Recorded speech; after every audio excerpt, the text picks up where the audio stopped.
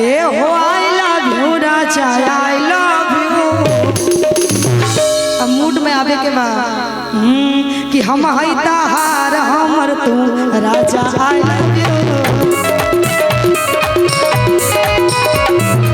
हम हई तहार हमर तू राजा आई लव यू।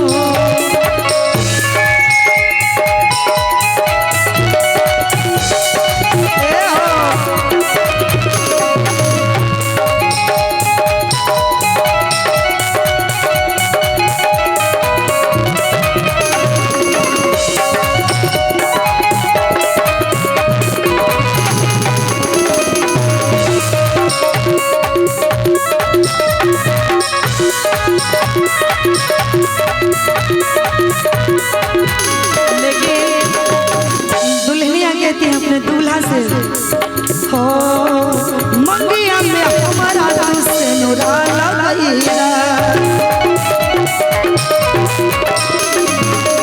अपन दिलवा के रानी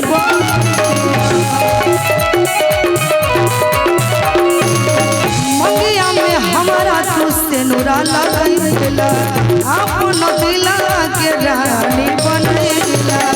I love you Raja I love you Raja I love you.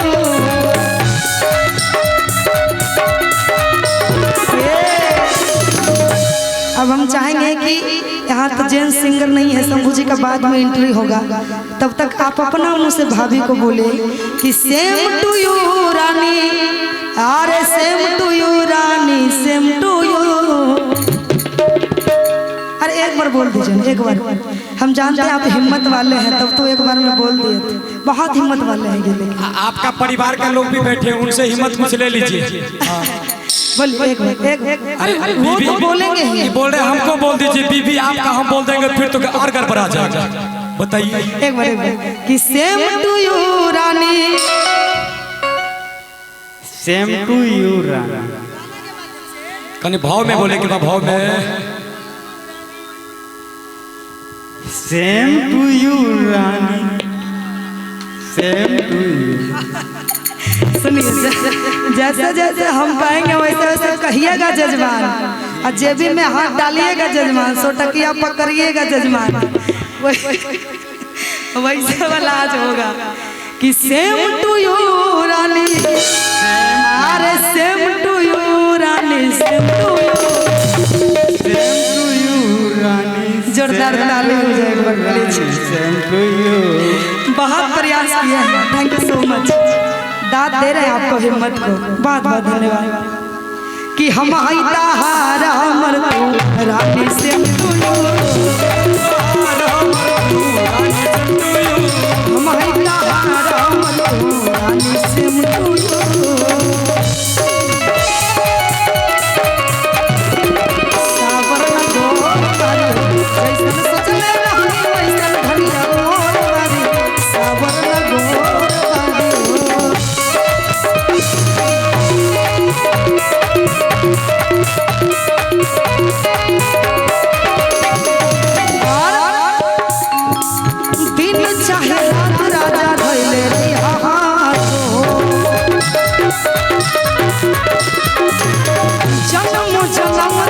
छोरी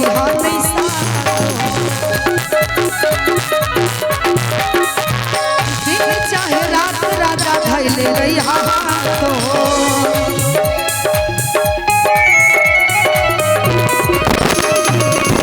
जन्म जन्म तक छोरी हाँ नहीं साथो। I love you Raja, I love you Raja, I love you।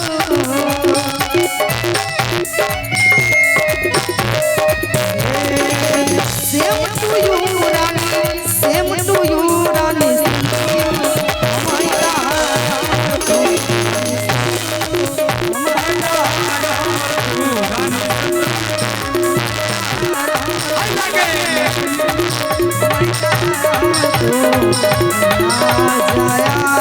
love you। लेकिन एक और सॉन्ग, एक सॉन्ग के बाद आप लोगों को बैठा दिया जाएगा।